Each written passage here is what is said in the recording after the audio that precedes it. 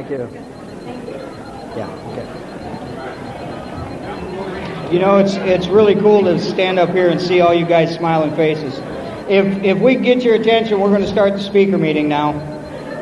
So, what I want to share with you is that, you know, I'm standing here feeling pretty humbled. This is incredible. To me, this is an incredible, you know, collection of people who have gone before me so that I could have what I got. And, you know, I'm just thrilled to death to be up here and grateful to each and every one of you for being here, staying here so that I could be here too. We're going to start with our first speaker, and that's Maury. Thank you.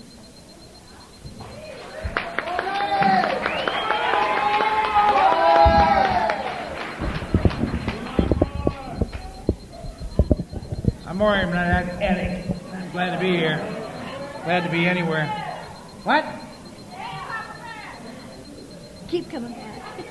Keep coming back. Did you notice that we got the old timers up here? They allow us to sit down. They don't ever want to fall down. We get up in front of the microphone. Look at the weight on this podium, man. You know, obviously we picked up another addiction along the way when we got clean. I'm really glad to be here. I send my love from a couple of people. One, JW. Some of you know JW. And Jay's in Florida doing fine, and he sends his love. Another guy, some of you remember Timmy S. from Puyallup.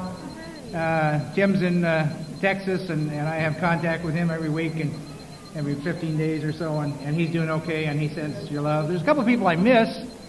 Some people that first of all, I want to acknowledge those people out here that should be sitting on this podium, but we'd have to have, you know, the kingdom, I guess, to accomplish that. Where's James? James over there. Mark was here in the beginning. Vandy, Donnie, Donnie back over there, Willie, stand up you guys, Willie, Mark, Belinda. Okay, I don't want to miss anybody, man. Who's Gary? Gary, get up. Huh? Willie and Wendy. Willie and Wendy, you guys up? Willie's already talked. Stand up. Willie, are you standing up? Oh, yeah, I'm sorry. You are. Okay. All right. And I don't want to miss anybody, man. I want you to know that 20 years ago, if we were giving away food, man, we couldn't have got this many people in a room. We were talking about their drug problem, and I'm glad to be here. When this is coming around, you know, I'm just first of all, I need to tell you that November 28th last year, I celebrated 27 years in a row recovery.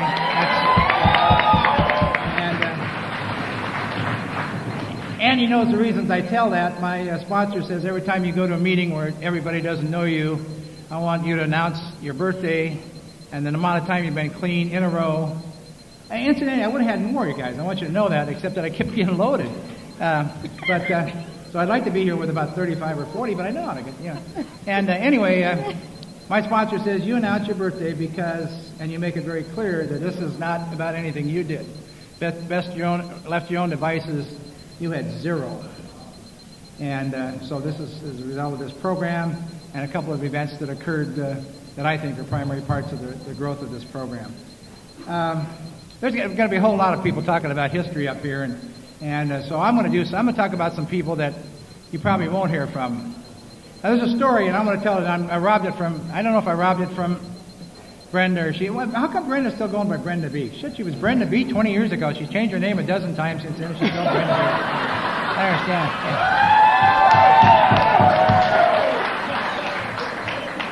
Yeah. Everybody knows her by Brenda B. Christ, you got it. Yeah. No Ball, South Dakota. You know Brenda B? Oh, yeah, she's still around. Yeah. So I don't know if I robbed this story from Brenda, but I like it, and it reflects on what our purpose is and how we love one another here. And I think that's the secondary thing that we have to offer.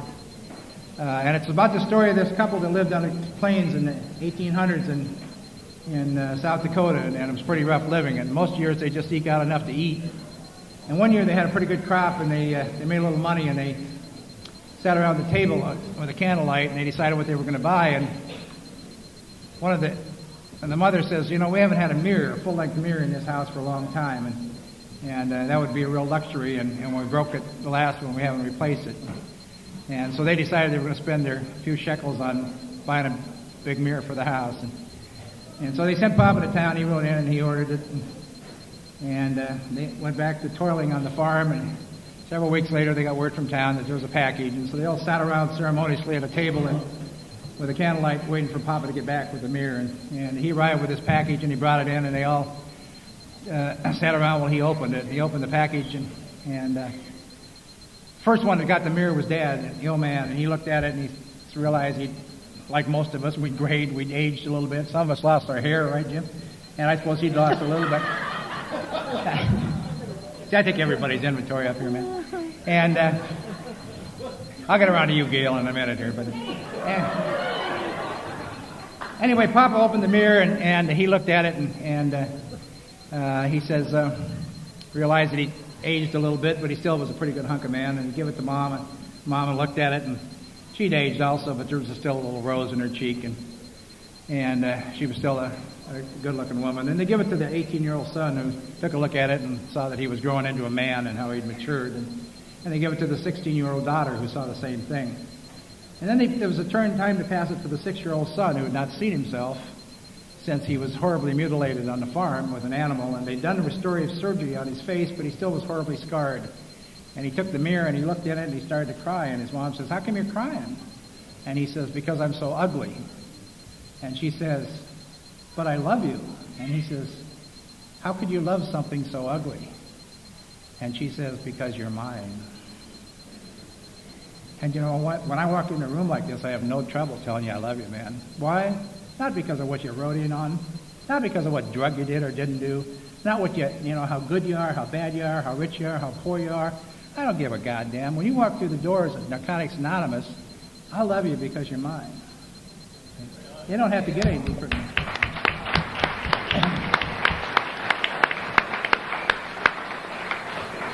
And that's what this program's about. I forget. I go to meetings sometimes, and I think that this program's about me bringing you up to date on the world events in my life. And it's not, is it? It's about loving one another, you see. And I want you guys to remember, we lose some old-timers every once in a while. And it bothers me when that happens. Yeah, it does. And I want you to know that you have. I give everybody. Where's Connie S? Are you here, Connie? Hi, Connie. She's an old friend of my family. Love her to death. Dave, are you here? 52-day Dave, old friend of my family. And I want you guys to know that I give you the right to ask me on any given day if I'm using or if I'm clean. See? Because you are the brothers and keepers of each other, and I want you to take care of me, man. See, I want you to treat the old-timers like you treat the newcomers, man. And I want to be part of that. And it bothers me when we lose some old-timers around here. We need help. Yeah. Okay. Anyway, enough of that. I choke myself up.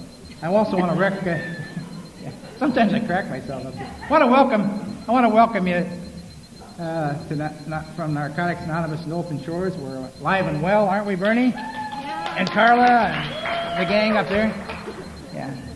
Yeah, if we lived in Tacoma or Seattle, we'd get to sit on the main floor, but it's all right, guys. We're growing. We're getting bigger. And when you come down y'all coming down to the shores next weekend, we'll be there. Our number's in the book, and we got a hell of a meeting going on Friday night if you're looking for something to do before the dance. So, I want to talk to you about some things that probably will not get talked about up here, and that's the people that came through this program, affected our lives. And when I got to thinking about them earlier today, I thought, Jesus, all of them were 12-step by Brenda. I don't know what that's about. And then I was thinking about that. Is every time we get a call that come in, and there was some poor, sick, suffering addict that nobody else wanted to deal with, we'd say, "Is Brenda still toxic?" "Yeah, give it to Brenda. She won't know the difference." So, the first guy, and some of the panel didn't get a chance to be in on this discussion, but we got together and we voted on who would talk about who. And Jim J., we give you Guy Hunt. It's a little in joke. Guy Hunt was just a kind of a whirlwind that went through this program for about 2 years and scared the shit out of everybody here. He had this little dog that he carried to meetings, and he had a holster on his calf. See, and we weren't sure what we were afraid of more, the gun or the dog.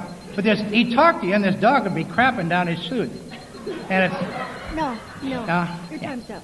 my time's up already. I got a couple more I want to talk about. I want to talk. 5 minutes. I want to talk about Brenda bringing in a great big tall guy by the name of Michael Tooley. And the last thing we know about Michael is that he got busted for breaking into the lockup in Mount Vernon jail. You know. Well, we got some convicts and some near convicts and some thugs and near thugs. But I don't think we got anybody breaking into jails. You know. But that's another 12-step by Brenda. As a matter of fact, there was another 12-step by Brenda. This guy was a guy named Michael who brought his teddy bear, who was about 4 feet high. Remember him? Yeah. Rick, you got to talk about him. Okay. And this guy, I swear to God, if I'm lying, I'm dying. He'd sit in meetings, and his teddy bear would sit alongside of him. That was his higher power and his sponsor book. And the only thing good I can say about that is that gave us all some relief, man. We didn't want to be either. We didn't want to be his higher power or his sponsor. So. And the last one I want to talk to you about, his name is not, I'm not going to give it because I know he's alive and well and doing okay, but he called me one time and he says, I got this little problem I need to talk to you about, Maury. Andy used to do that a lot, but you know what, Andy'd call up and he'd say, Maury, I got this problem, I got to talk to you right now. And I'd say, no. And there'd be this hesitation and he'd say, well, you're my sponsor, you got to listen to me, I got to tell you about this problem. And I'd say, wait a minute, are you afraid you're going to forget it? And he'd say, I'll call you back when I got that figured out.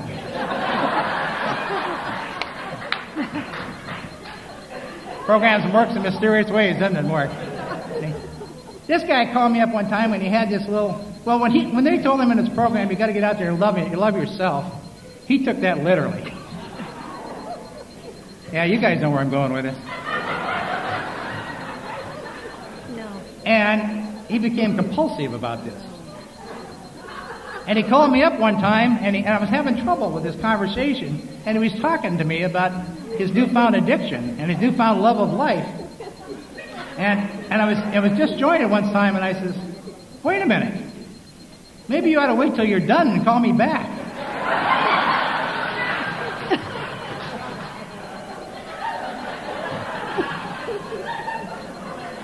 You guys laugh, but there was this hesitation on the phone. He says, okay, hung up the phone.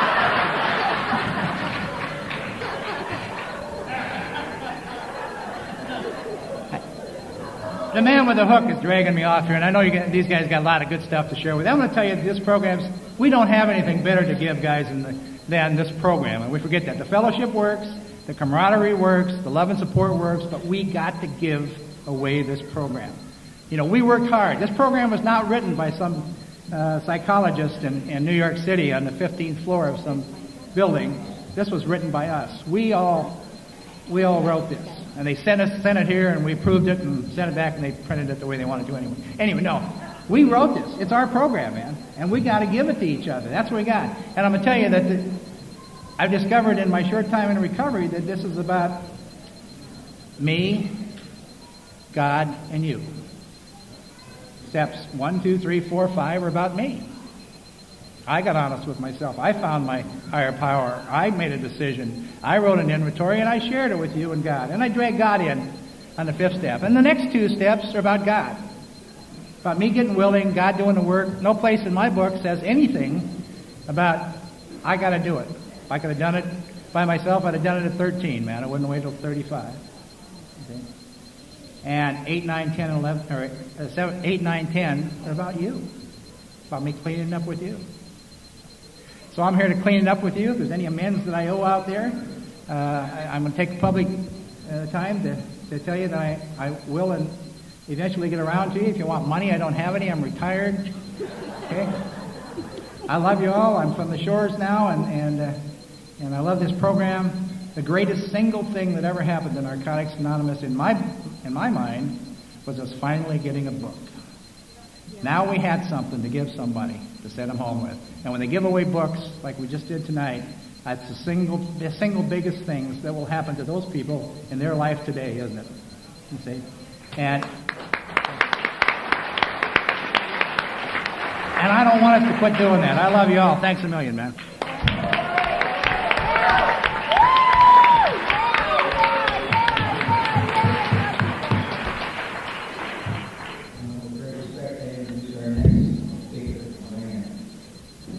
I'm Luann, and I'm an addict.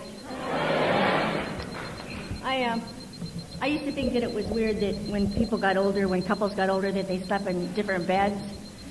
We sleep in different towns, so we're quite happily married in different towns. I cleaned up February 22nd, 1976.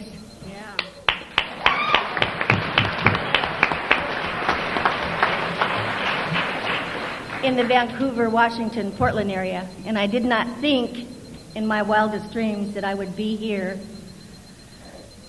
in Tacoma, Washington, alive at age 50 with 5 grown children and 7 grandchildren, married to the same guy, okay, for the second time.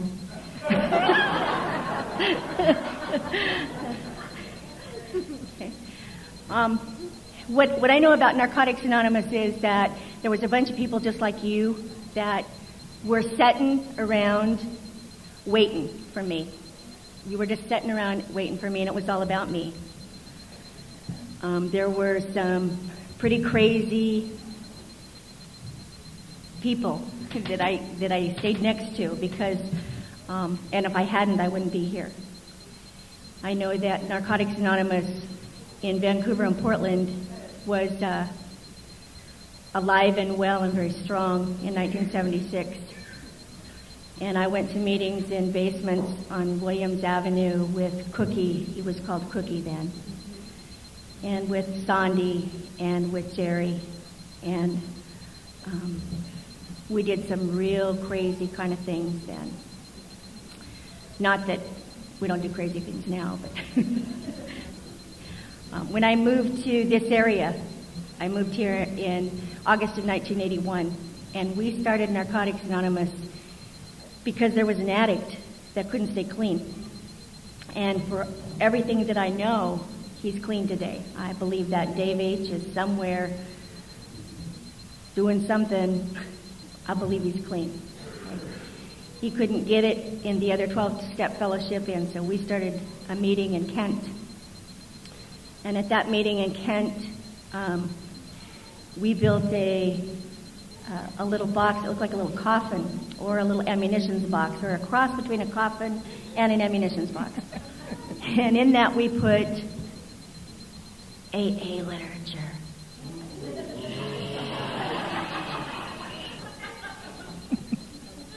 And we took it out in the meetings and we used it. And then we locked it back up in the coffin ammunitions box till the next meeting. Somebody's going to cover my back when I get out of here, aren't they? Thanks. I'm the one, I guess, that's the controversial one of the two of us. What I know is that Narcotics Anonymous has saved a lot of lives, and it's got a lot of people in here that didn't do it the right way. I'm one of them. Okay? I'm one of them that if there had been a way to talk or a way to present yourself or a way to introduce yourself, I wouldn't have made it. If there had been a proper protocol, I would not have made it here. So my message is that it shouldn't matter how you got here, and it don't matter what you call yourself. All it matters is that you find somebody around here that has something that you want, and if you want to, take it home with you. That's probably why I got married a lot the first 5 years I was clean. Because I kept hearing stuff that I liked. And I was raised Mormon, so you gotta do the right thing. Okay.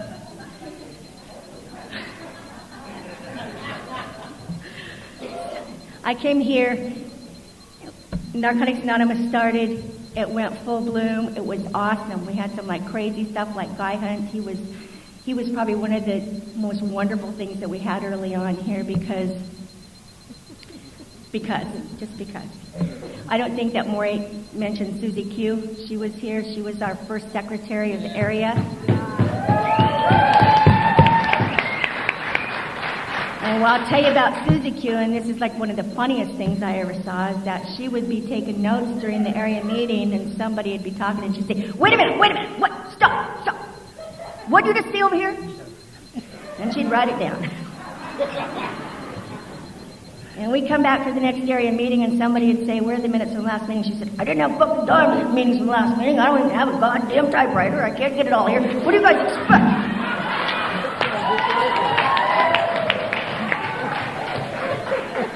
So the area bought her a typewriter. And sometimes we'd have minutes for the next meeting, and sometimes we wouldn't. And if we didn't, it wasn't because of her. It was because what did we goddamn expect? She was just an addict in recovery.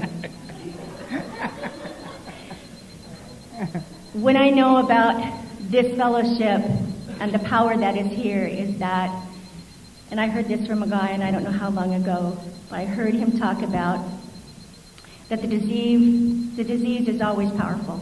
Always, always, always powerful. It is very patient, it's very cunning, and it's always powerful. And if we take everything that we can get, every tool that we can pick up, every single bit of information that we can glean, we have about this much more power than the disease. Nothing more. Nothing more. I don't know about any of the rest of you, but I have not always been diligent at picking up every single tool in front of me and doing every single inventory willingly and working every single step diligently. I have always done a kicking, screaming, scratching, clawing. And it's only been with age and weight and gray hair and grandchildren have I done it without saying a lot of four-letter words. And what I know today more than anything is that it's a very simple truth that the end for us is jails, institutions, death, or recovery, and that's it. Very simple. Very simple. It becomes more and more clear to me that the addict that walks out of here and continues to use does not have the power to come back. That power has to come someplace else. No human power. It wasn't a human power that got me here. My God knew exactly what would get my attention. And it wasn't a book. Okay? But no human power kept me here. I guess, the other thing I want to say, and then I'll pass it on to Brenda. I think I'm almost out of time. Is that for everybody that is here that thinks they're a bad example, please raise your hand. Damn. See, I think that we are the majority. Okay? I don't think that anybody here that thinks they're a good example really has got it. I mean, you'll know people that get it. You look around, somebody will be, groveling in their own shit. On their knees with friggin' pea gravel stuck in them, and they're having to make amends, not for shit that they did when they were loaded, but for shit that they did now. I mean, I hated it walking into meetings and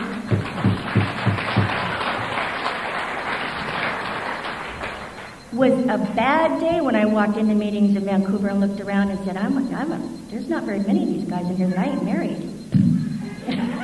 This isn't good. Have fun tonight. Enjoy the dance.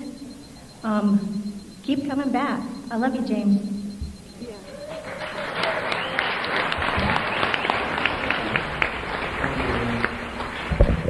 The next speaker is somebody that I love a lot. I know a long time ago.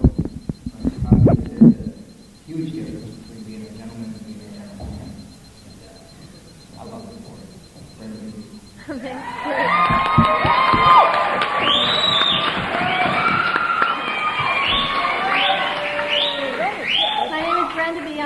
addict. Hi, Brenda. So now you know why they're my sponsor. It's like that's the whole thing right there. They're just my sponsor because they love me and because I love them and because that's been one of the easiest things I've ever done in my whole life. And like these are the people who taught me about dignity and about grace and about being truthful and about honesty and about keeping the people. And you know, and the other piece of that is that there wasn't like, you know, I got to learn from Maury and Luann about making mistakes and about surviving the mistakes that I made and turning those into learning experiences for myself, you know. It wasn't that their lives were perfect and that everything was going perfect and that they worked the steps perfectly and they connected with their sponsor perfectly. It was that when push came to shove, these are the people that I saw stand up and own their shit and use the steps to get through stuff. And you know, I've been really blessed. I've been really blessed to have the quality of people in my life that I have in my life today. So these guys started that little meeting in South King County, the first meeting in what's now called, at that time was called South Puget Sound area. And they told me later on that at that first meeting, when they were all there, that at the end of the meeting they had prayed that if Narcotics Anonymous in South King County was supposed to happen, if it was really God's will and not just the will of a bunch of drug addicts, that God would send them a sick newcomer. And so, you know, what happened was the next Saturday I showed up. And I showed up, you know, beat to hell. I showed up with 2 black eyes and, you know, the side of my face was shattered and I was a mess. And you know, there was like a little miracle that happened in my first meeting in South King County. And it was that, you know, they said to me that I never had to go back out and use again. That I never had to go back out and live the way that I had been living. And, you know, that was the 15th day of September, 1981, and I have never used again. Never. Yeah. So, you know, what happened was that we didn't have a book, we didn't have any literature. We had very few informational pamphlets, and we had a little white book. And we would pirate what literature we did have, and we would copy it on Xerox copiers, and we would do whatever we had to do to make sure that everybody had a little piece of something to take home and read at night. And we got busy. We got busy doing service work. I was involved in service work in Narcotics Anonymous at my second meeting, and I'm still involved in service work today.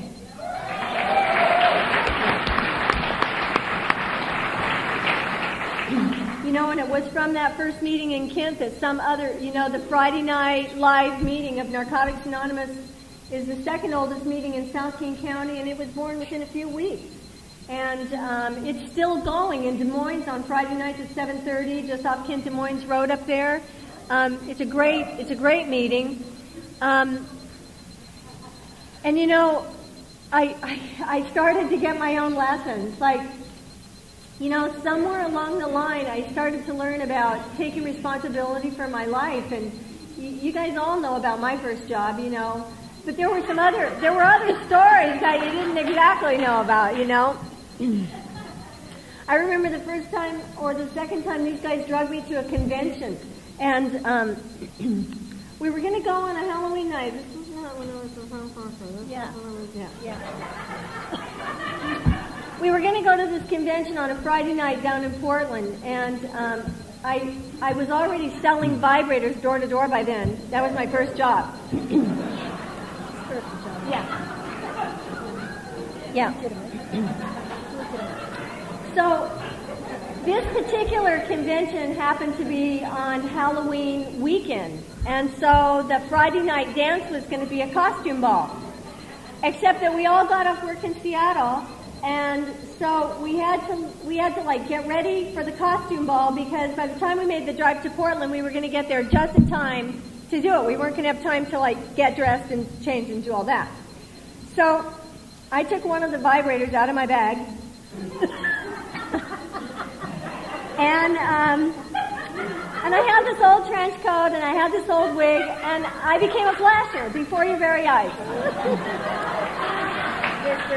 Yeah. But I was a spiritual flasher. I just want you to know that.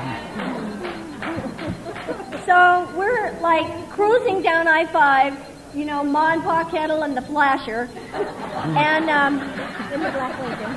Yeah. In this big, long, black Lincoln. Yeah. And somewhere down near Longview, the catalytic converter caught on fire in the car. So I'm standing on the side of Interstate 5.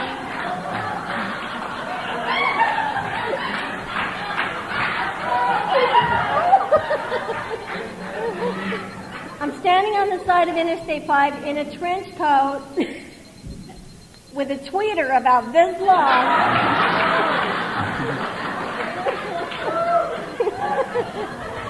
And I'm trying to put the fire out.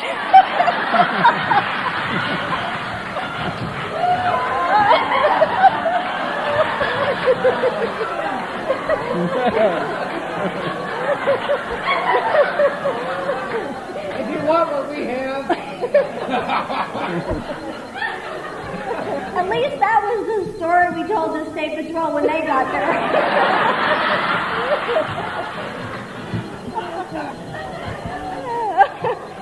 As they pull up, we're going, what are we going to tell our friends when they find out we got arrested clean?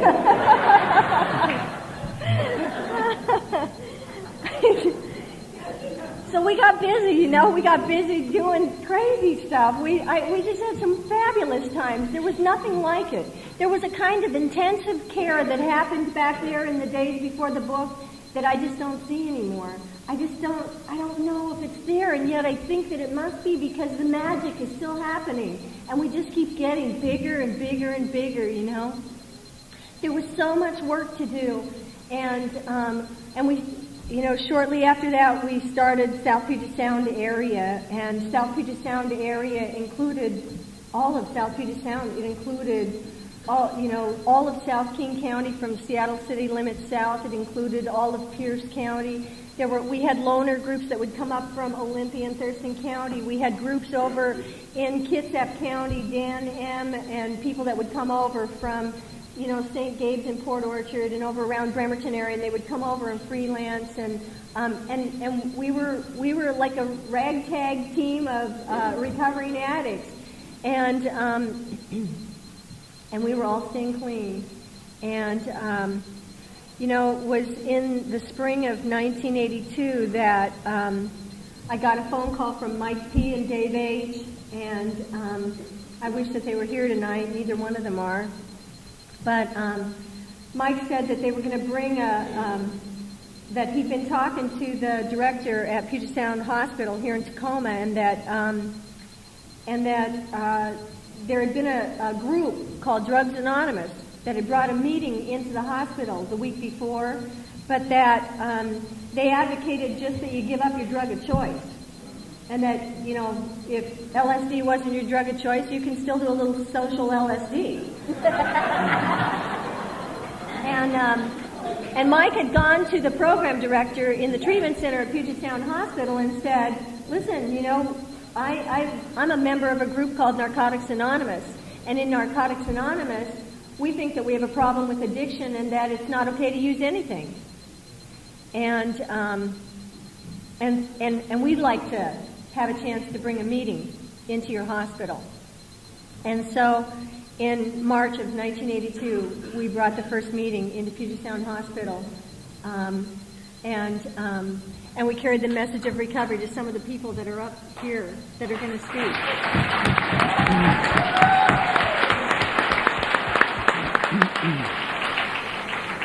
You know, I always tell my little stories, And I know y'all have heard this one before. I'm going to share it again because there's newcomers in the room and they need to hear it, you know. There was this little kid and he lived in small town USA, and he was walking down Main Street one day and there was a little pet store on Main Street. And he was standing out on the sidewalk looking in the window, and there was a pile of puppies in the window of the pet shop. And there was a whole bunch of them piled up together, and in the back there was one laying back in there. And the little kid went into the shop and he asked the shopkeeper, he says, "Are those puppies in the window for sale?" And the shopkeeper said, "Yeah, they're for sale." He said, "Well, how much do you want for them?" And the shopkeeper said, "Oh, those puppies right there are $3. And he picked up a puppy out of the pile and he handed it to the little kid, and the little kid said, "Well, I really like that little puppy back there, the one that's in the back." And the shopkeeper said, "No," he said, "you don't want that little puppy. These puppies right here are only $3, and these are really good puppies. That puppy right there, he was hurt while he was being born, and his hip was broken, and he runs kind of funny, and he falls over when he tries to walk, and he's really not a very good dog, and I wouldn't feel right about selling him to you." And the little kid put the little dog back in the pile, and he said, "But you know, I really want that puppy right there."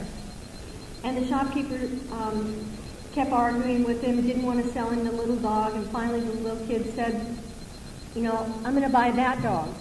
And the shopkeeper said, "Well, okay, but I wouldn't feel right selling him to you for the same thing that I'm selling the good dogs for. So how about if I give him to you for $2? And the little kid said, "No, I want that dog right there, and I want to pay $3.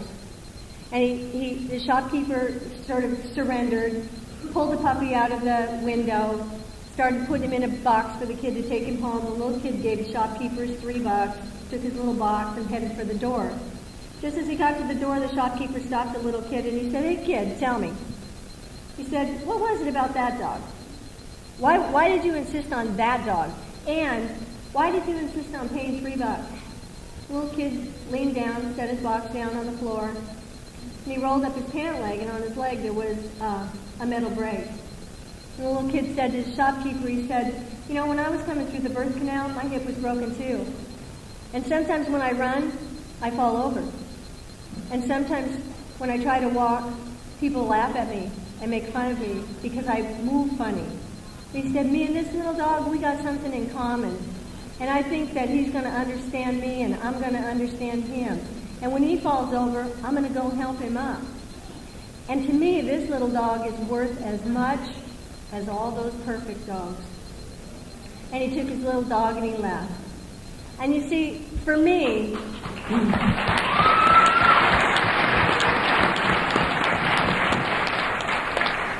that's the gift that I've gotten in Narcotics Anonymous, you see. I get to come here and I get to learn how to do life from people who were lame just like I was, you know. We have a common experience, the disease of addiction. It's a disease of isolation and separation. And the antidote to this disease is connecting.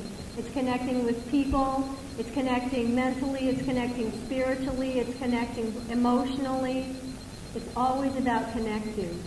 And, you know, I don't know why God chose me to be a pioneer for Narcotics Anonymous, but that's been my job.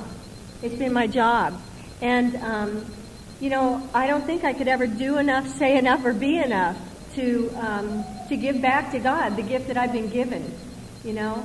I really want to thank people in the audience. I want to thank Willie P. Willie, stand up. Willie! Willie!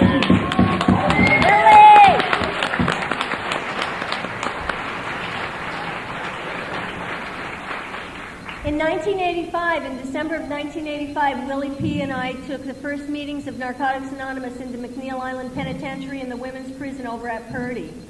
And those meetings are still going today. And when we brought the first meeting into those institutions, we made the appointment to meet with the head administrator at both of those prisons. And we walked in and said, "You know, my name is Brenda B. I'm a drug addict. I'm a member of Narcotics Anonymous, and we want to bring recovery into this institution." And they said, "You're a drug addict and you want to bring what into this institution?" We brought the first meetings into Western State Hospital in Ward X. It was a ward for the criminally insane. It was the only place they would let us go on the Western State campus. They didn't want to entrust us with the normal patients. This is Western State Hospital. Tell about the guy that ate the literature. Yeah. And they let me go. Yeah. It's been a fabulous experience these last 20 years, watching the becoming. You know, it's been a becoming, and I want to pass the mic and share the experience with all these other people because it's been just an incredible experience for me. Thank you so much for supporting this activity and for being a member of Narcotics Anonymous.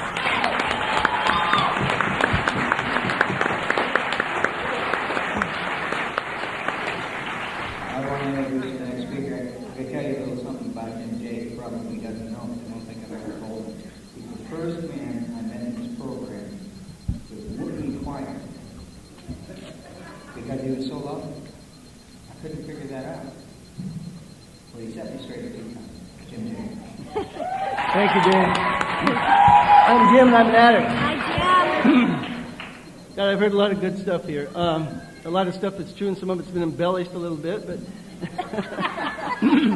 you know, I was just looking at the cover sheet, actually the names on the cover sheet of this first meeting that we have laying here in front of us, and I'm just thinking, you know, I'd like to say that of all the people that were there in the very beginning that aren't here tonight, that I haven't seen in a long time, I would just like to say that I hope by their God and in the grace of mine that they're either in recovery or they're about to step through the doors of Narcotics Anonymous. They're beautiful people, beautiful. And, you know, I see a lady out in the audience right now, and she was there in the beginning, and she was a big help to me. She was a big help to Narcotics Anonymous. And Nancy, I'd just like to say hi. And it's so good to see you. And without further ado, I'll try and begin this journey. It began on a rainy day in March, as a matter of fact, and it began with a chain of events that led me through the doors of Puget Sound Hospital. And as Brenda said before me, after I'd been there for a length of time, it was mandated that we attend a meeting.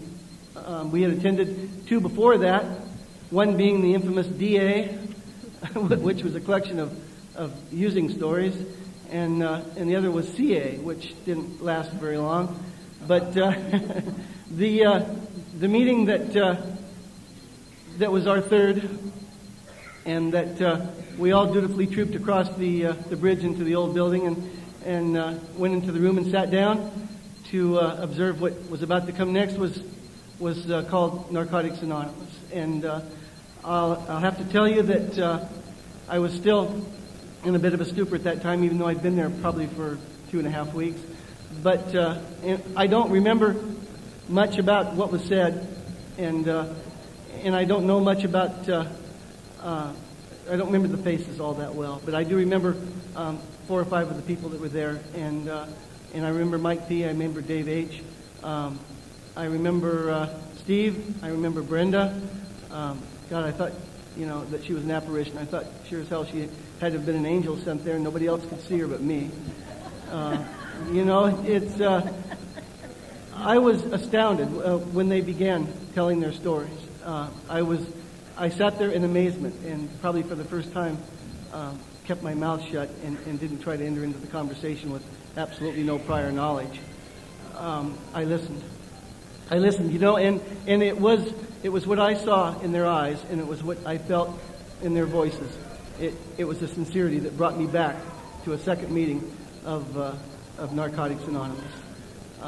It seems like an eon ago. It seems like forever, but you know, there are times when I lay awake at night and it was just yesterday. It was just a short time. As it has been said, we didn't have a basic text then. We did have a little white book. We had a collection of mimeograph sheets. Some of them were steering a bit. And his name was Andy. And and he also observed the room and decided to sit down at that table. I think that's part of what I call survival skills was being able to sit and observe and learn the language and be able to jump right in and act like you'd always been there. And that was something I did real well.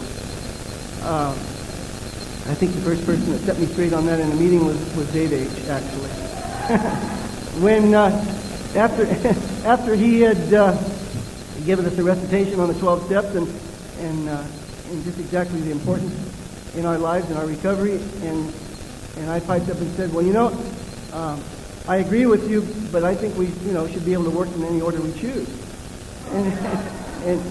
And he came out of the chair and proceeded to tell me just exactly why we worked those 12 steps from 1 through 12 and why we're never finished.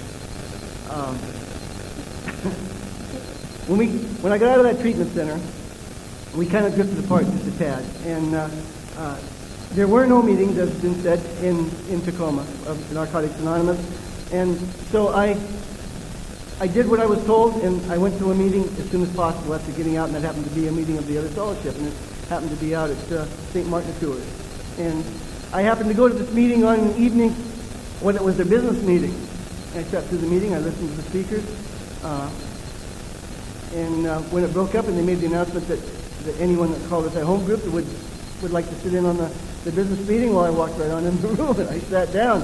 I've got, 29 days clean, 30 days clean, whatever, and proceeded to join in the meeting. And, I even gave them a little bit of advice on what I felt probably could benefit the meeting. And they were very patient. These people were very patient. Well, I came out of that meeting with a coffee maker job. And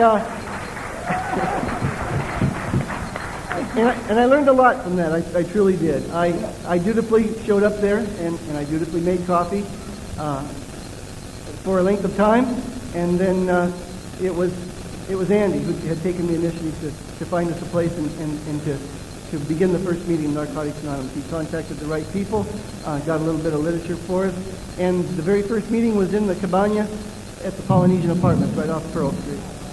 And Dave H., I remember, showed up. I know Mike was there, and I can't remember. Maury was there too. Yeah, Maury was there, and I'm not really sure just who. I don't know if Brenda did you. Okay, Brenda was there. I was there. And Luann was there. Okay, they were all there.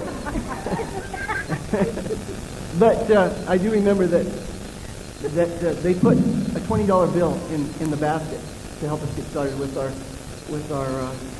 literature. And I thought to myself, these people would put $20 in the basket. They don't even know us. They don't know anything about us, and they would put that much money in that basket and then thank us all and hug us and walk out. I was amazed. I was truly amazed. And it got to the point after that they had left. We had an impromptu business meeting, and we decided that we had to elect some officers for the group, and it came down to who was elected to what position actually suited their personality. Like the enforcer was going to be the GSR, and the one that wore glasses was going to be the secretary. but there's nothing stereotypical about it. We carried on with that meeting, and after that first night in the Cabana, we met in an apartment for a few weeks. And again, Andy came through and got us a place in the CAC building, and we were over there for quite some time. And from there, the meetings grew. We developed a Saturday night meeting. I'm trying to remember the one that came after that. I think it was the Wednesday night meeting at the end of D Street. Yeah, and I used to go out there and make a pot of coffee by myself. I would sit there and read the book and burn a candle. No one would show up. I'd blow the candle out. I would dump the pot of coffee out and go and come back the next week. And pretty soon people started trickling in, and the meeting became a very successful meeting. It ended up moving to 21st and Cushman, as a matter of fact. The Friday night North and Saturday night Straight and Narrows, we we jumped around. We went uptown to the CAC building up there. We were at the old the club, the Tacoma Club, for a while. We were, I think we were homeless for a while, and finally, I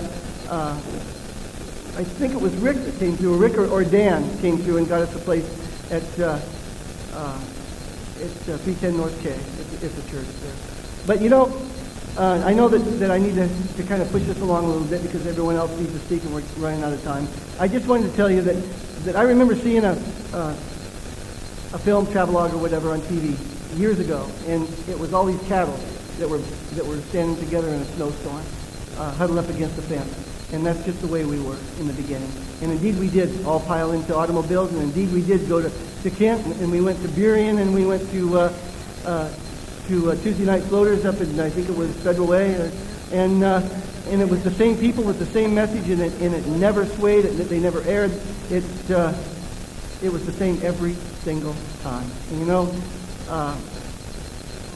I don't go to as many meetings as I used to. I'm not as involved as I used to, but I do know one thing, and I would like to say this to the newcomers, and I'd like to say this to anyone that's in service at this point in time, that I made a promise to myself to fulfill my commitment in whatever service position I took, no matter what. And sometimes that was very, very painful. Sometimes I pushed myself well beyond my limits. And I know today that what I need to do is I need to talk to other people about that, and if I need help, I have to be able to ask today. But I think that service is what kept me here, and I believe it was the 12 steps in the God of my understanding, and all of you and your love that has allowed me to be able to walk through these doors and hold my head high and say hi to each and every one of you. Thank you.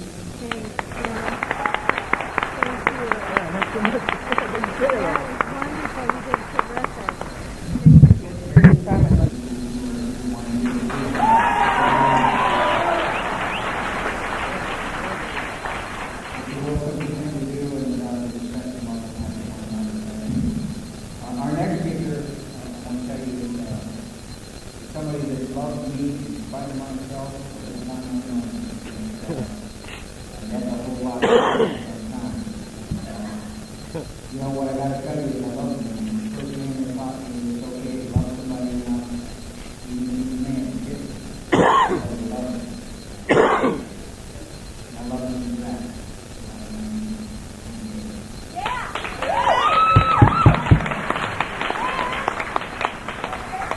My name's Andy, and I'm an addict. All right. When I first came to this fellowship, I was in paper shoes and a hospital gown on the front way and a hospital gown on the back way. And I walked down the hall to the meeting, and I was sitting there in the meeting with a few other people that were in treatment with me at the same time. And they wouldn't let me have clothes.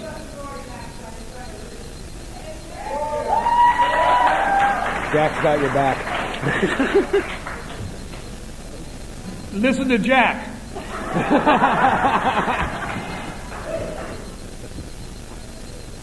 And I was sitting there, and people from the treatment center came walking in, and the people from outside came walking in, and I fell in love.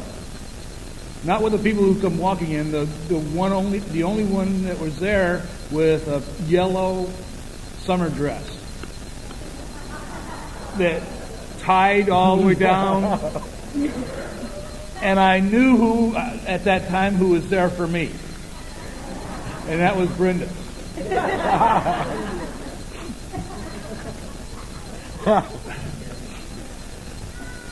And from there, I went to I found out that I could still be angry. They passed the hat at that meeting. And as it came by me, I asked them if they could take checks. I'll go down to my locker and get my checkbook and bring it back up. And sorry, Mike's not here. But Mike P.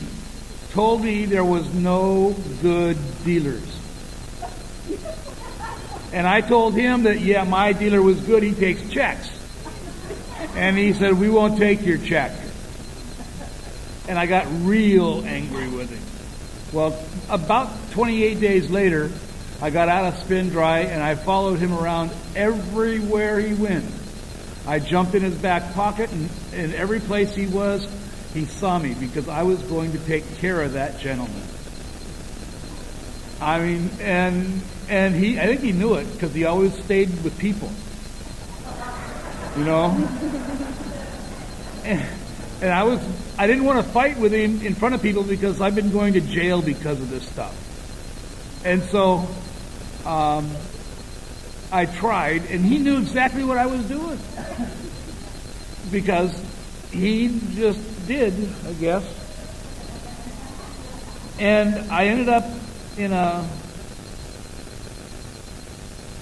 business meeting of, I think it was Friday Night North. And we talked about other meetings, and we needed more meetings, and that was the first time that Mike P. Suggested things that I could deal with, and I lost my anger towards him because he was trying to do the same thing I was trying to do, start Narcotics Anonymous here in Tacoma, and he drove a long way. He drove a long way to help us down here. He lived in Enumclaw, and he would drive down here to help start our meetings, and I really miss him at this meeting, this speakers meeting, because he was a very driving force of Narcotics Anonymous in the 80s. Well, I got to tell you, I was told in meetings that I was going to that you need to have a God, and you had to have a sponsor, and you had to go to meetings. And not that order. They wanted me to go to meetings, find a sponsor, and then find the God. And I found somebody at one of the GG meetings. And I walked up to this guy and I said, I want you to be my sponsor. And he said, sure. Got your phone number? I said, sure. Yeah, we traded phone numbers, and then I hung out at the Pike Street Market a lot. And I would go to that morning meeting and then go to Pike Street Market and do the things through the old bookstores and all that stuff, and come back. And he told me he wanted a call once a day to make sure that I was still okay. And so I wanted to. He also said that I would talk to you every day too.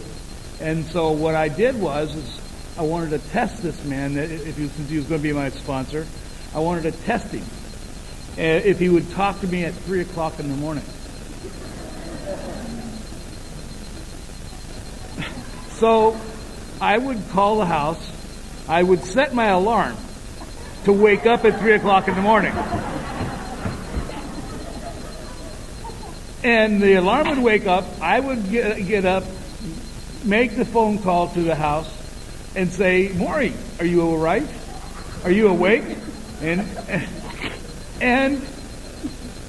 I guess he didn't like that. Because about 2 weeks later, he suggested that I go down to a bar in the sleaziest part of town and take somebody out away from this bar stool and 12-step that gentleman. I said, okay, I can do this. I don't know if that gentleman's here or not in Narcotics Anonymous, but he heard about us.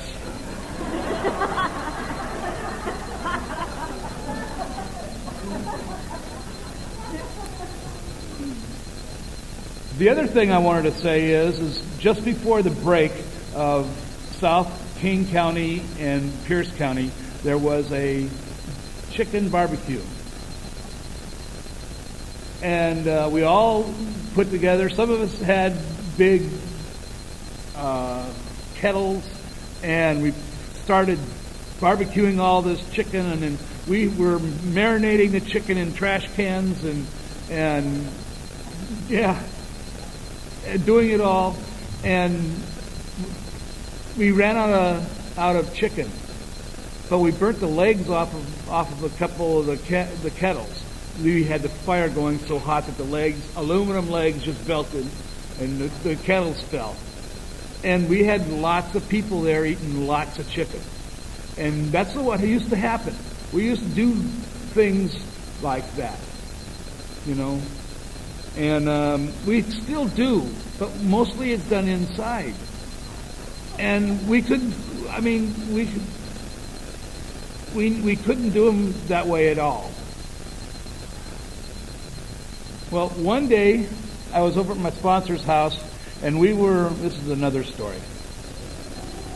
We were playing pinochle like we did most Saturdays, and pinochle as we got a phone call, and it was one of Lulu's sponsees or friends, and she called and she said that we needed to come pick her up, or she would use, or she was using and we needed to go pick her up, whatever it was.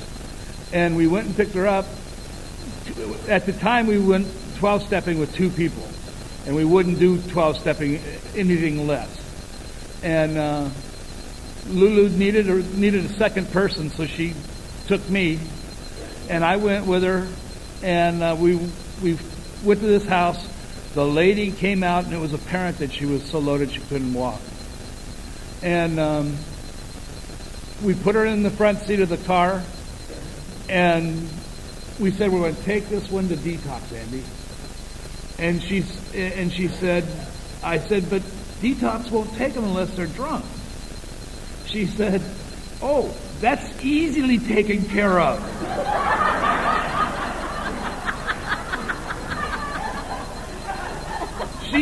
She stopped in front of a grocery store and told me to go buy 2 cans of Bud. And so I said, why? She said, just go get it and then we'll get going. So I went in, I bought 2 cans of Budweiser. And I jumped in the car and we went driving for the detox here in Tacoma. And she told me, Andy, open a beer and pour it all over her. And I said, what's that going to do? She says, it's going to get her in detox.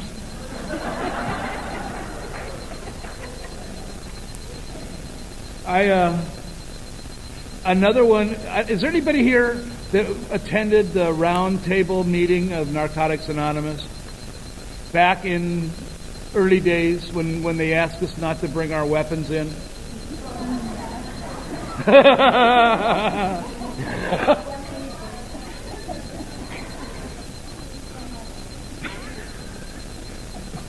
Well, I quit carrying even my buck knife.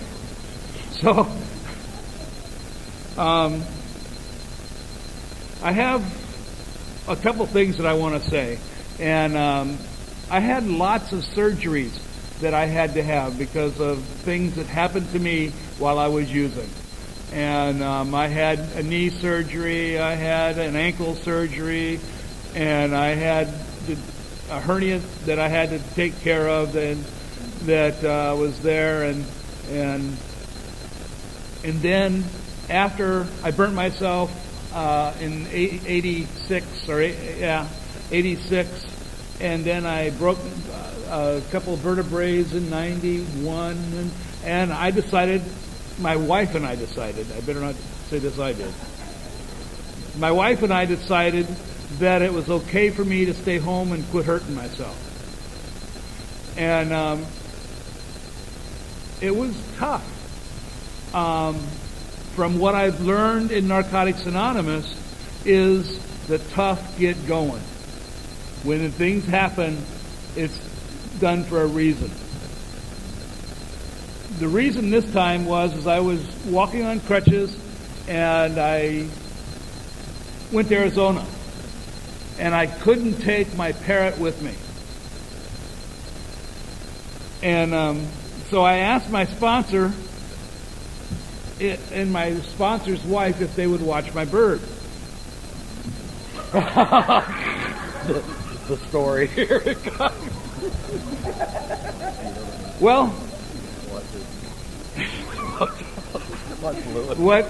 what happened is I forgot that my bird hated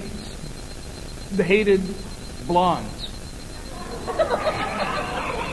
So if the bird got out, it would chase Lulu all over the house and till the kids got around and picked her up and put her back in a cage. And then Lulu would lose it on the weekends and beat the cage with a frying pan. I'll fix you, you fucking bird! I'm sorry. I'm sorry for saying that.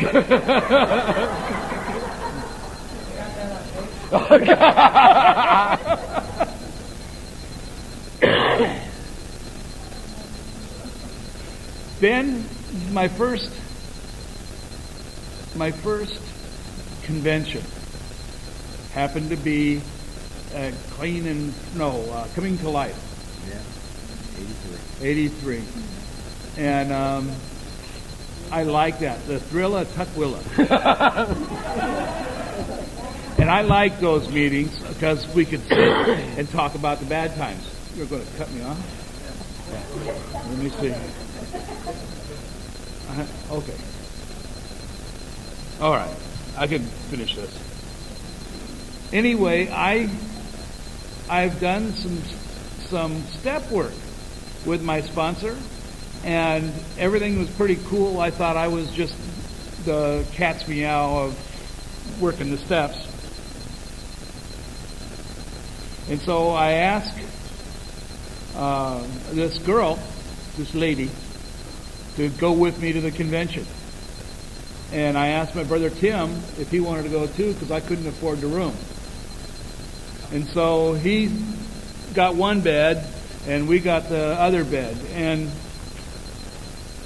I tell you, we had a great time. The speaker was from St. Louis. We sat we had beef a big thing of beef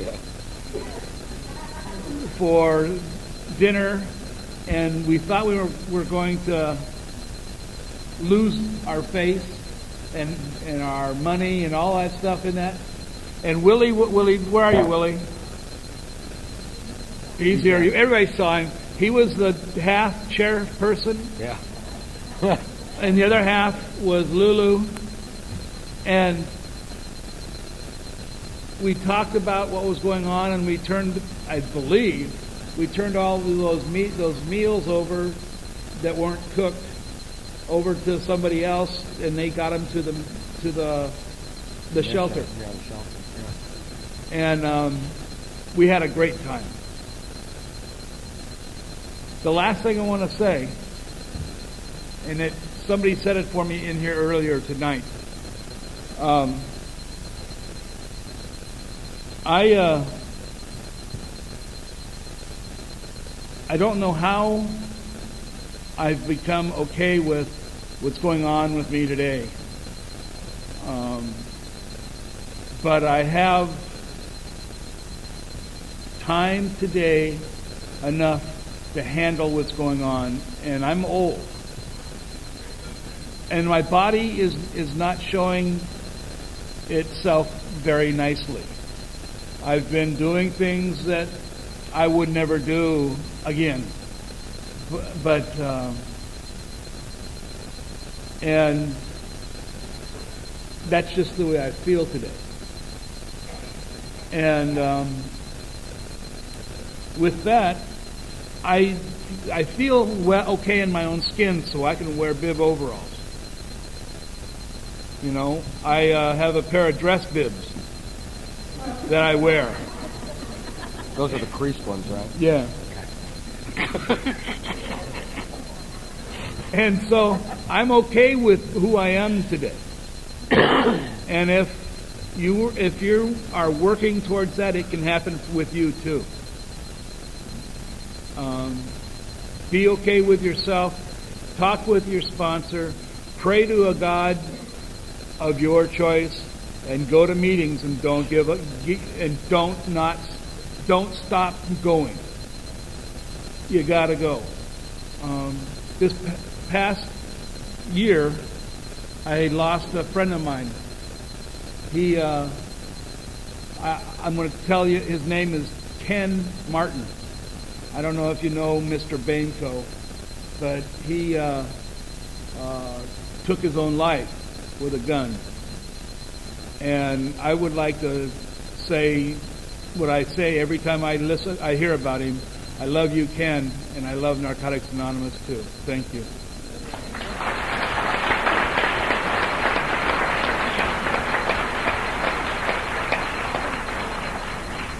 Our next speaker comes at the wrong time.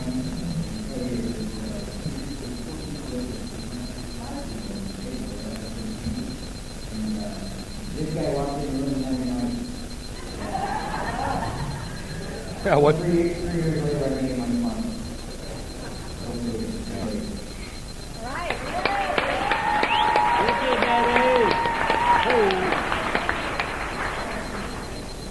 You know what I remember most about NA in the beginning? What I remember most? How's that? What I remember most about what I remember most.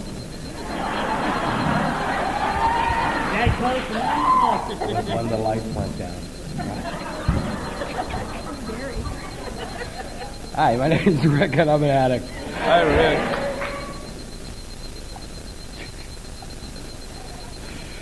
What I remember most when Andy was talking about that convention, I have kind of a different recollection of it. And you got to realize that, you know, we're all addicts and we all definitely have different recollections of things. See, I remember everybody running around going crazy. You know, Maury having sacks of money, not knowing what the hell to do with them, and he's running around the place with Safeway sacks full of money, and everybody thought we were going to make $1.65, and we wound up making like $1.90, and there was a lot more money. And I just remember a lot of stuff going on, and a dance where everybody couldn't get in because so many people showed up that we didn't even know what to do about it. And people running around having more fun than I had ever seen. It was my first convention too.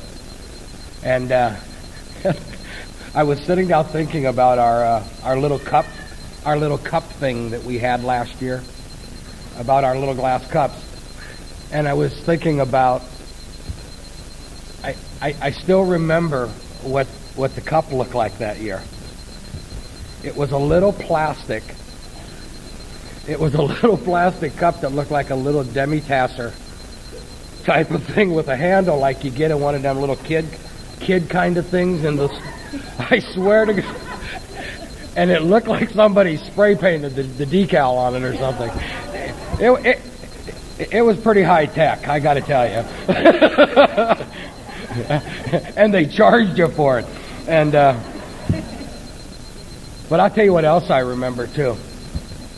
There's a guy who I have no idea where he's at. The last thing I heard, he was down in Florida. But his old girlfriend showed up here years later. But I remember a bunch of us were downstairs, and we had this guy named Al. And I remember Al came down to the floor and he says, Rick, I got to talk to you. And I didn't even know him that well, really. And a couple of us were talking, and he says, and I don't remember his girlfriend's name, and it doesn't matter. He says she's got an ounce of cocaine up in our room, or a gram of cocaine. She had a bunch of cocaine at a Narcotics Anonymous convention. And I remember and he says she hasn't used yet. And with all of my, let's see now, that was in October. With all of my 11 months clean, I came up with this brilliant plan. We'll go up, take the cocaine from her, flush it. Now remember, you're going to flush cocaine from an addict who's about to fiend. And I remember we were standing around her, and two of us were afraid to go in the room. We were afraid to be in the same room with cocaine, you know. And it was, I mean, everything seemed like that to me when all this got started, you know, because, you know, we were real lucky. We had about a year of other people's taillights behind us, you know. We had Dave, and we had Brenda, and we had Maury, and we had, you know, we had Jimmy and Andy and a whole group of people that had come up about 6, 7, 8 months before us here, and then Brenda and them who had a year, and Maury and them who were, you know, like on Mount Olympus when we all got clean. You know, I mean, we didn't know whether to shit or just pray to them when we first met them. Yeah, I can tell you one thing about them: don't ever go to do step work up at the farm. Unless you like lots of chicken shit around your ankles and taking care of rabbits. Because there was an awful lot of everybody going up there. Yeah. Yeah, exactly, right. Yeah, the barn might need to be re-roofed that week. But what I really remember is that everything seemed like a big deal. I really remember that more than anything, because I remember that we used to have the ASCs at this little bitty building up in Milton, and you know, we some of us refer to it as the Gladiator Sunday, and but what I remember when I look at this table is that we were all here when this stuff was being printed. That's the part that's amazing to me more than anything.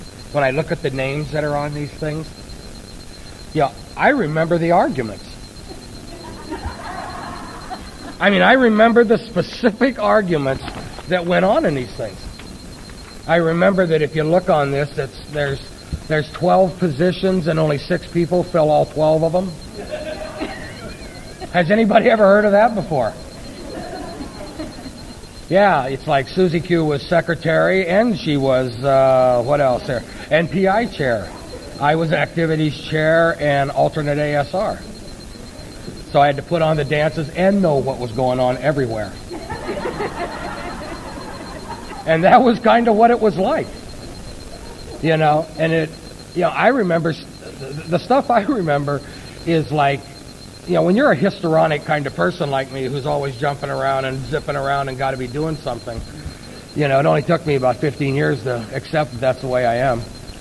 But what I remember more than anything was I remember when Susan, we were talking about this, the day that we had our very first ASC as the new area, she left town. I'll never forget that. She left town, my best friend. Her and Jimmy and a guy named Rick, who I wish he was here too. That silly little bastard. I loved him to death. I loved him to death. But she left. And I remember, like, I went into mourning for 3 months. And you have to understand that wasn't because she was like this hot blonde running around Pierce County. It would have nothing to do with that. It had to do with when Jimmy talks about this huddling around each other.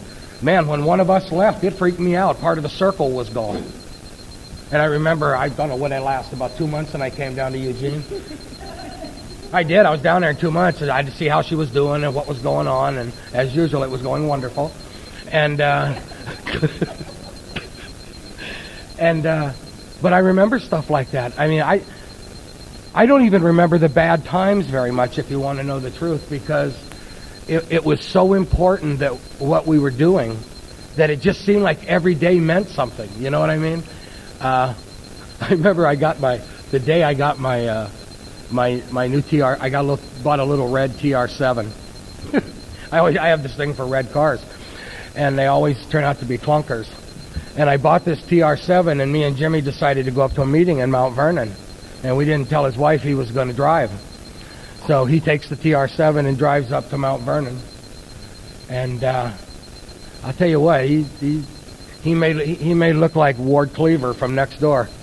But he thought he was Mario Andretti when he got in that car. Boy, we was flying up to Mount Vernon. I remember Dan M. one night, we were sitting around after a meeting, and he says, you know, they got a dance in Eugene. And we're here. He says they're having a dance and a speakers meeting in Eugene. So we loaded up his car of the month, and we went to Eugene on the spur of the moment. And everybody goes, well, hi, Rick. Hi, Dan. How you doing?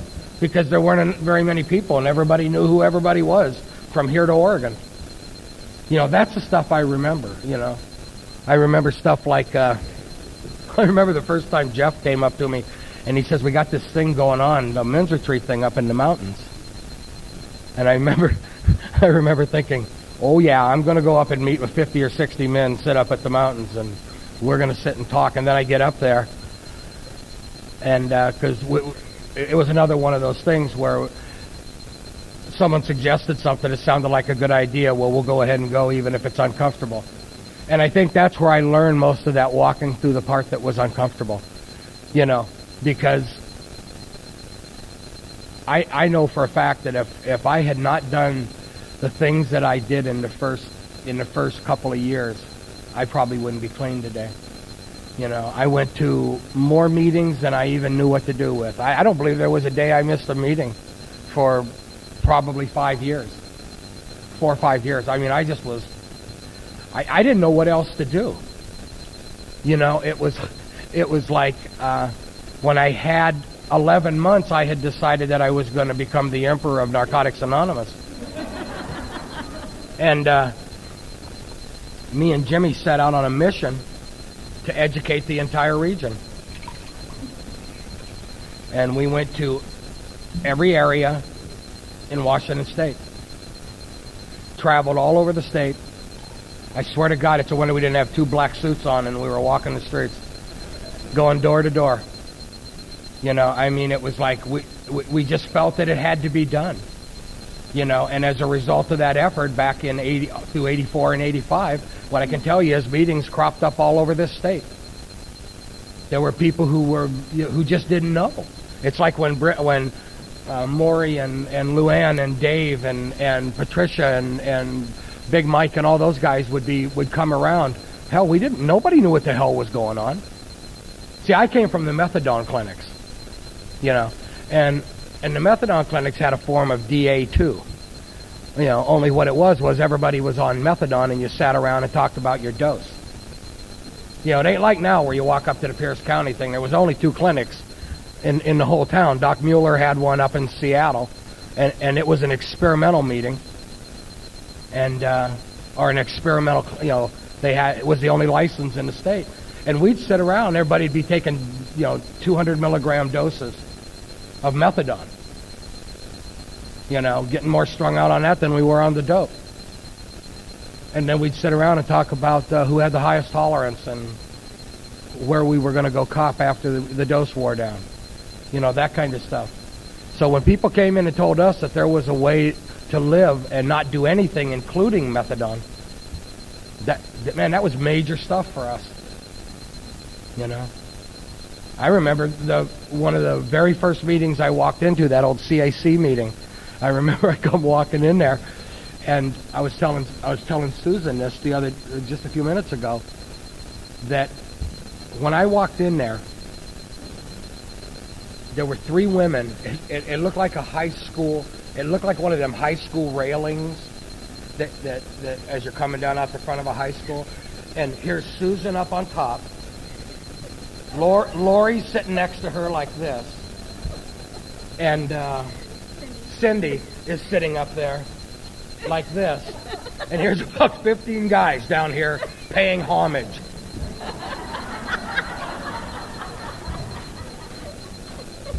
And I remember that Jimmy, and I think it was my first meeting, and Jimmy started talking about, he started talking in a way that I had never heard anybody talk about, because see, I bounced in and out of the other fellowship from 72 to 82, and bounce was the real definition, a lot of bouncing. And I remember Jimmy saying that he used drugs like medication, and that he medicated away his life, and he medicated away all of the pain and his childhood. And I'm telling you, man, when I heard someone talk, I never heard nobody talk about alcohol that way. And when somebody talked about their using in that kind of talk, I never got loaded again. And I'll tell you, I've been clean since November 12th, 1982. And I'm going to tell you,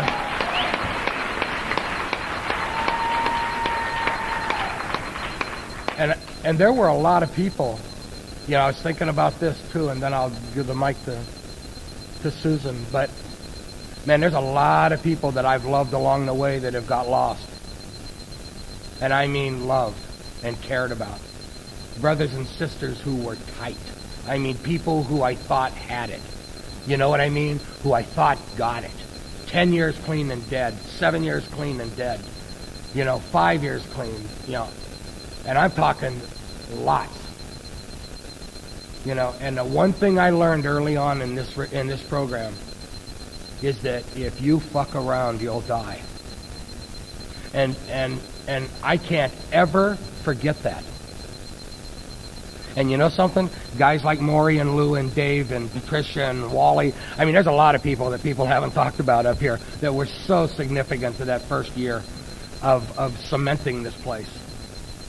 And I want to tell you something else, too.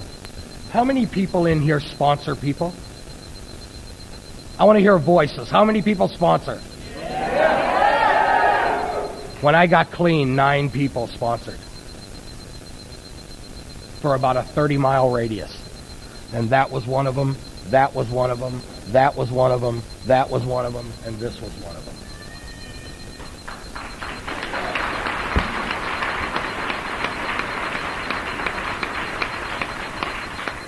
And there's 2 or 3 of them out there. And I'm telling you, outside of that, there weren't anybody out there sponsoring.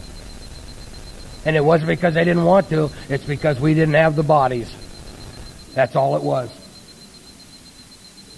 And I never forget that. Ever forget that. That's how important that is to me. Hi, everyone. My name is Susan S., and I'm a recovering addict. I've never been able to lie to you guys, so I must confess I'm a bit nervous. I haven't shared at an NA event like this for a number of years. I've been extremely emotional thinking about the events that led up to my first meetings and what the first 2 years in NA were like for me. My first meeting that I attended was with my sister, who had been going to meetings for a few months and was amazing me with her commitment to not smoke any pot with me anymore. She had moved back up from Oregon and was living with myself, who was living with my mother and stepfather at the time. And she was going to these meetings and looked better and seemed happier than I could ever remember her seeming. So after observing this for about 2 months, I finally told her that I'd like to go to a meeting with her to see what the heck was going on. And I'd actually met a couple of people who were supporting meetings at the time in Tacoma. So the first meeting that I went to was Monday Night Cleaners, and this was in January of 1983.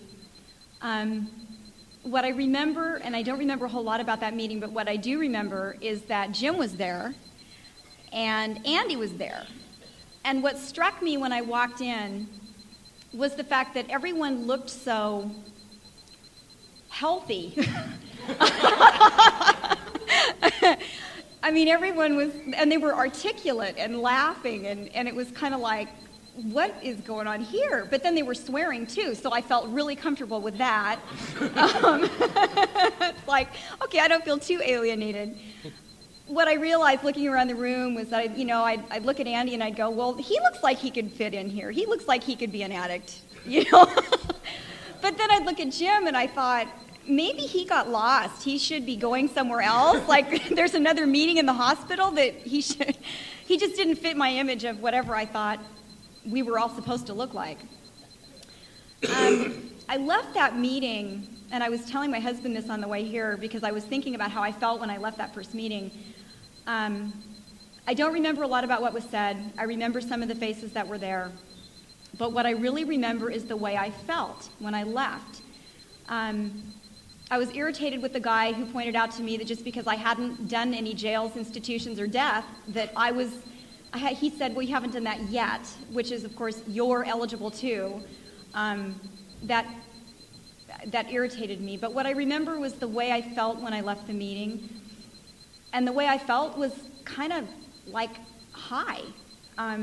It was kind of unexpected, but it was certainly a feeling, being an addict, that was an attractive feeling for me. So it stayed with me, the memory of that.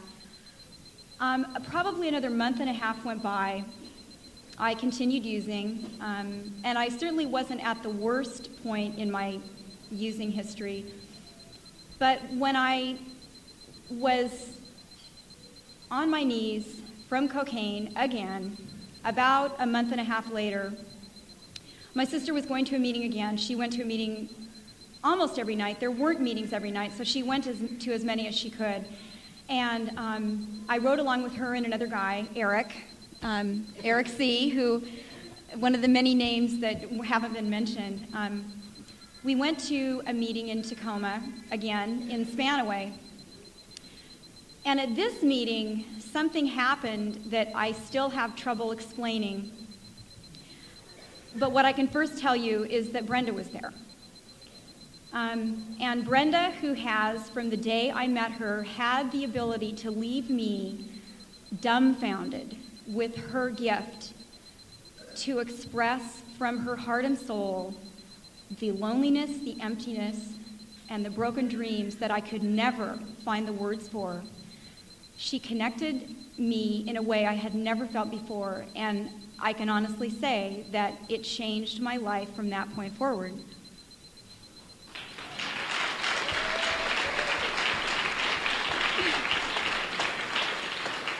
I know I'm not the only person in this room who feels that way.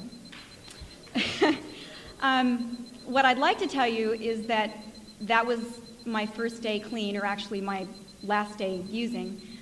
But it would be another 7 days before I reached my current span of recovery. My last day using was March 2nd, 1983, which is the anniversary tonight.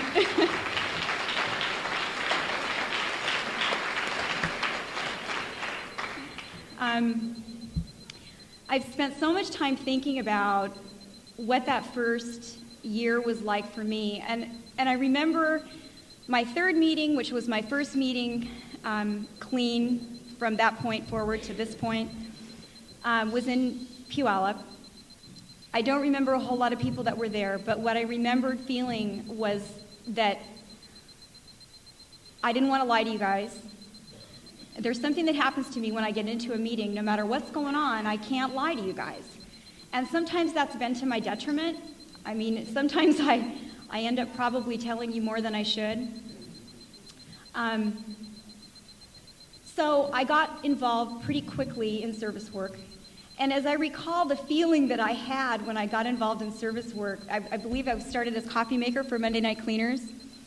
And I remember the feeling I had because there was such a desperation to just get one more person to commit to showing up every week, was that I'd been kind of taken hostage. You know, it's like, okay, I'll make coffee. You will? It was such a huge deal. It was shortly after that I made the commitment to be the secretary for the Monday Night Cleaners meeting. And the meeting varied in size from, it was such a huge meeting, and Puget Sound Hospital at the time was one of the only treatment centers, I believe, in our area. Lakeside Milam had yet to really become what it is today. So many of the treatment facilities that were in existence, of which there weren't too many, didn't have 12-step meetings as part of their curriculum at all. So a typical meeting at the Puget Sound Hospital was huge because it was at a treatment facility. The rest of the meetings that I remember going to, a lot of us hadn't gone through treatment. We were just there. And we were there all the time. And we spent a lot of time with each other in between because we hadn't had the benefit of treatment, and there was a lot that we didn't know. I don't think any of us really knew how deeply this ran in our families. I'm one of the fortunate ones. My whole family is in recovery. My mother is here tonight. Hi, Mom.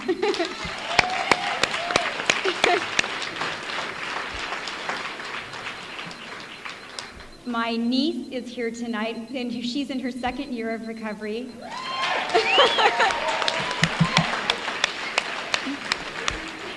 My nephew is here, who I hope never has to go through 12-step programs. So I'm one of the lucky ones. I didn't have to abandon my family of origin in order to get the support I needed in my own recovery. But what I also found was that it didn't take us long to find out, all of us, that we kind of liked hanging out together on the holidays, because those became really difficult times. It did seem like everything was a big deal, and I think we knew on some level that what we were doing was a big deal, but if we thought too hard about it, we'd probably get way too serious about ourselves, and maybe things wouldn't go so well. I wanted to jump back for a minute. The one thing I remember about Maury and Luann, I remember I hadn't been clean very long. I think I'd been clean for almost a month. And I was going to a lot of meetings with guys. And I have to tell you, the story that Rick told about the three of us and all those guys, why do you think I kept coming back?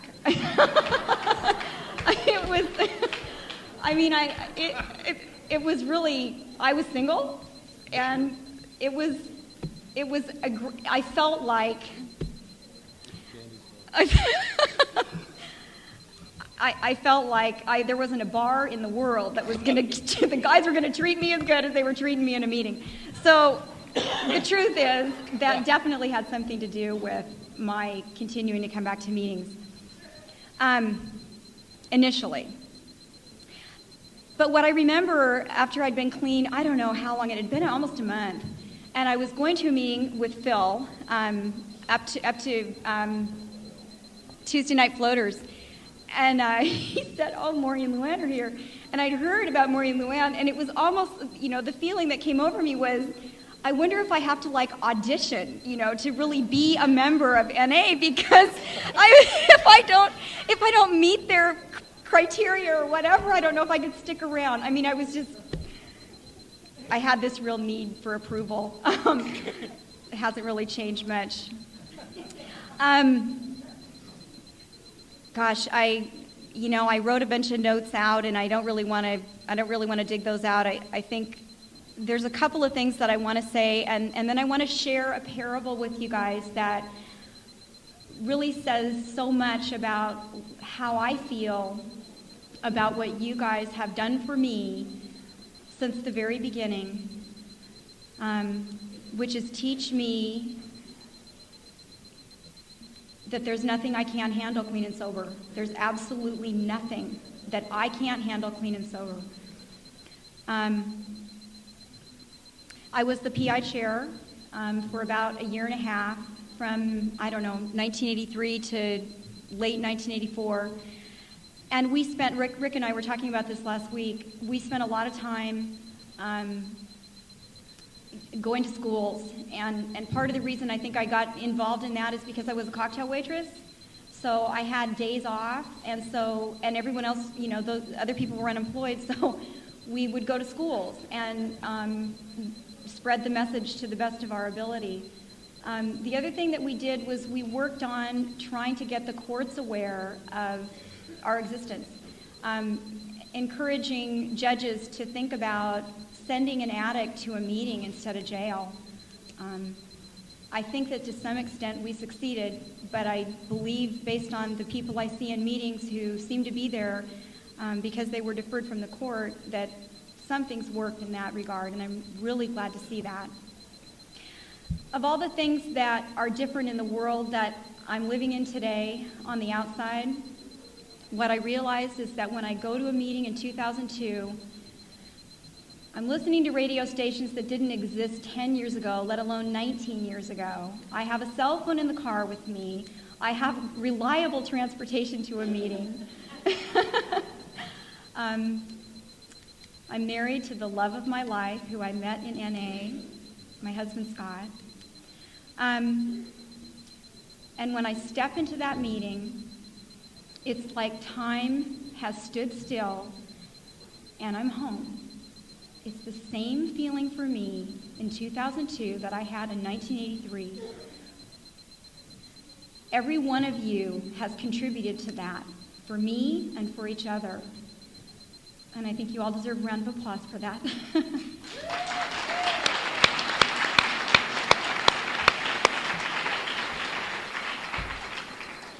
I'd like to share something with you guys, and then I'll turn the mic over to Joe. Thank you for being so patient with listening to all of us.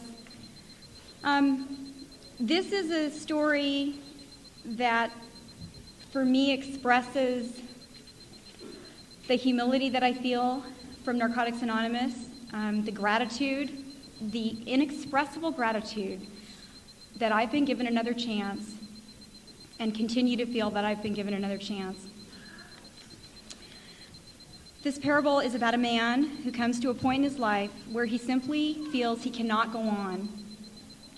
He feels so incredibly troubled with his struggles, and he can't imagine how he's going to face another day without some answers to his life's difficulties that seem insurmountable. He asks his higher power to help him, to show him what he can do. That night, he falls asleep and has a dream. In his dream, an angel appears and tells him she's come to answer his prayer for help. She asks him to follow her down a long hallway. As he's walking, he realizes that on his back, he's carrying a large and heavy cross.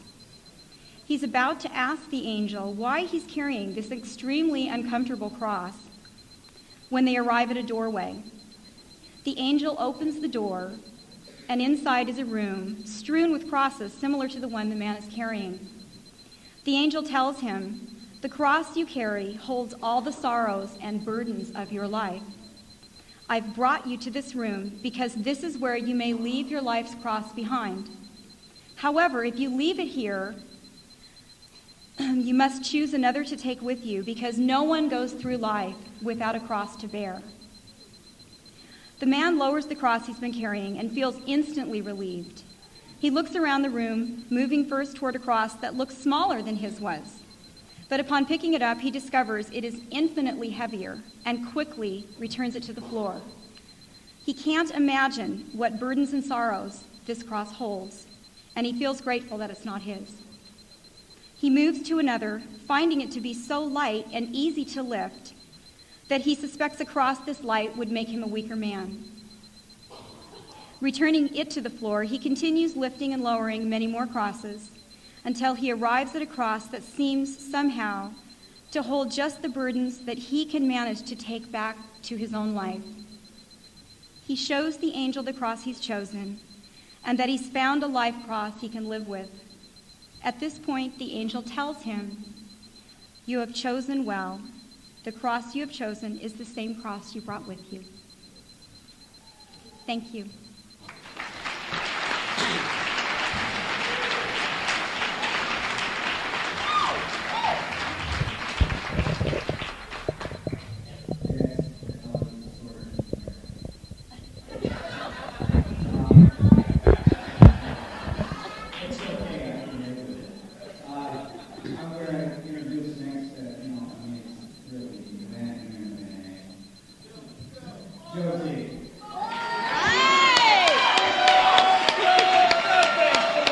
Thank you. I am Joe T. I am a dope fiend. In recovery, right? Man, I am glad there's good coffee here because, to anchor up at the end some of the long-winded people down that way. Damn. Thanks for the coffee maker. If you're a coffee maker at a meeting, you are the most important person to me. Hey, but I'm ready to go, I'm ready to talk. And you know what I want to say really first? God bless you guys, because I was looking at these gods over here, when I rolled up into NA, and I can remember my counselor. I was at a treatment center, And I want to say, Willie, thank you for throwing me in the back of your pickup with that little kid and taking me to KDNA. And I want to thank you women for me keeping coming back. Because I listened to them. They said, let us love you till you can love yourself. I listened to that. And that helped. I want you ladies to know that helped. But, you know, it's like what I need to tell you guys is that my counselor told me, you know, you got to go to an NA dance. And I went to this dance, and there was these two big dudes. And I walked in, and I'm listening. Because this guy with a beard over here, I don't think he was in slippers or anything then, but he was saying, I'm going to keep my gun. And his sponsor was going, no, you take that gun right out right now and put it in the car now. And he's going, no, I'm going to keep my gun. Well, you know, there's two people sitting up here that were arguing, and I'm going, you know, this is okay, man. I'm glad my counselor told me to come here. You know, these people are my kind of people. I like this dance, you know. And it was the first time I ever danced clean, you know. That was a trip because I'm going, what are them dudes doing out there dancing by themselves, man? What's up with that? And you can dance. You don't need a partner around here. Dance. You get on the floor, you'll have partners. I ain't lying. It works that way, right? And you know what? What's really cool, you know, it's like I had to make me a few notes for this because I have to be really quick here. But I'll tell you what, Rick, you know, I mean, I went to Disneyland. I mean, I really idolized Rick. You know, and Jim J, man, I mean, he was like the recoverer. Of course, it was the Puget Poop when it first came out. And, you know, it's like I'm going, man, I want to get next to these guys. And I was telling Rick, what do I do? You know, and he goes, get a briefcase, man. Get a briefcase, man. You can follow me around, you know. So I got a briefcase, you know, because, hey, it was the thing to do, service, you know, right? I'm at Disneyland, and you know what? I am illiterate when I come here. And they tell me, would you like to be on the World Lit Committee? I'm going, World Lit Committee? Yeah. And I'm down I leave with Rick and a couple other dudes. We go down to California, and we're at Disneyland. And Rick's going, hey, man, take a picture of me and Mickey Mouse, man, you know. Sorry, Rick. So I'm going to take this picture, man, but Mickey Mouse has, like, some suits around him, you know, and they were coming up and grabbing Rick going, get away from Mickey, you know. So I think I did finally end up getting some pictures, true story, of him in Snow White. But, you know, that's some of the stuff. And we went down to the business meeting and started scratching through this, you know, our literature. So forgive us if there's misspelling because I got delicacies, you know, but that's where you see things wrong. But you know what? It's like I knew I wanted to be in this fellowship when I started coming around these people. I can remember going up to my first camp out, and you know, the very place where I camped out, because I took TV dinners the first time, and they kind of burnt on the thing.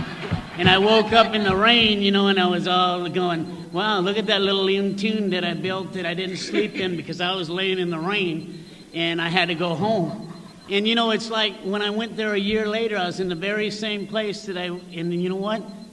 I remembered what my counselor said. My counselor said, stop along and smell the roses, you know.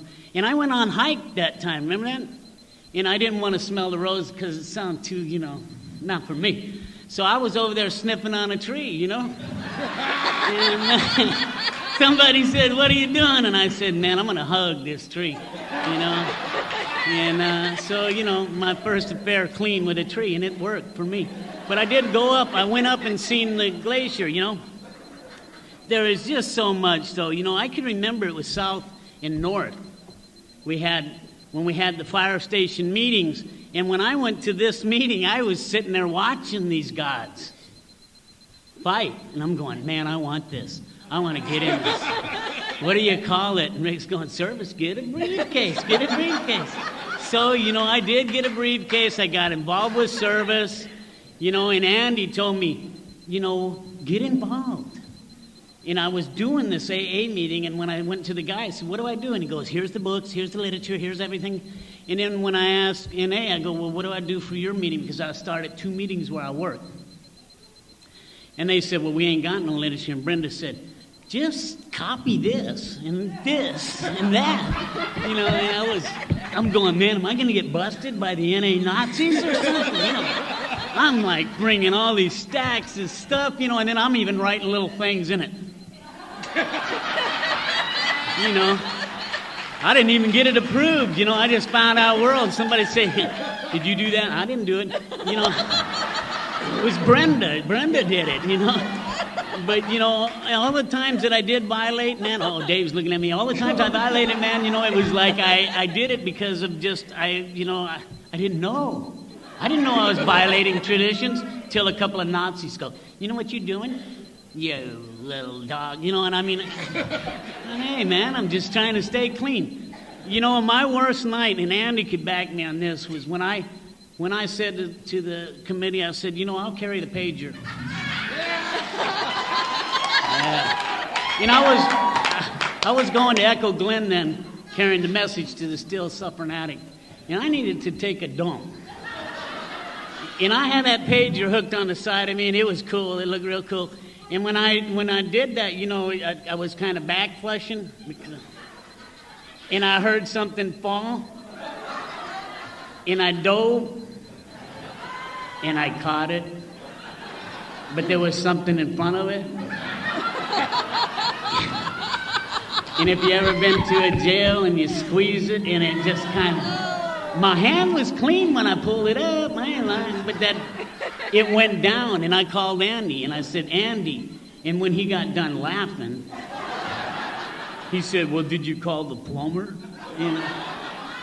But I called up them down there and said, hey, you know what, I dumped the beeper down your pager, and he goes, well, if it comes up, you know, we'll let you know. I took it to the area and said, you know what, man, I flushed the beeper, you know? And they kind of all just laughed and chuckled. And when I went to a meeting, I said, hey, I'm Joe T. And somebody said, flush. And there it went, you know. And I'm gonna close with this. You know, one of the neatest things for me in Narcotics Anonymous is H&I, do H&I, and that's what I've done. And, you know, it's like Echo Glen, I was out there for 8 years. He talked about commitment, and I made a commitment, and I stayed there for 8 years. And today in my area, I was going to Purdy, but they, you know, I don't know. They don't think I'm appropriate for women. But, you know, I always, in this, I'm gonna close, Dave. I see you. But you know what? Here's the thing, you know, about that. I couldn't get over on the women when I got them loaded. What the hell's up with that? Why ain't you guys letting me go into meetings, man? I don't do steps with the women. All I do is carry the message. You know, that's it. And I like controversy, so you know what? If you don't like it, anyway, I'm going to keep going to institutions. And someday, maybe Narcotics Anonymous will get well enough, you know, because I used to let Brenda go into McNeil. But at any rate, you know, maybe someday us guys will get well enough and we can carry the message to you women. Anyway, God bless you. I'm glad you're here. Remember, keep coming back. It works.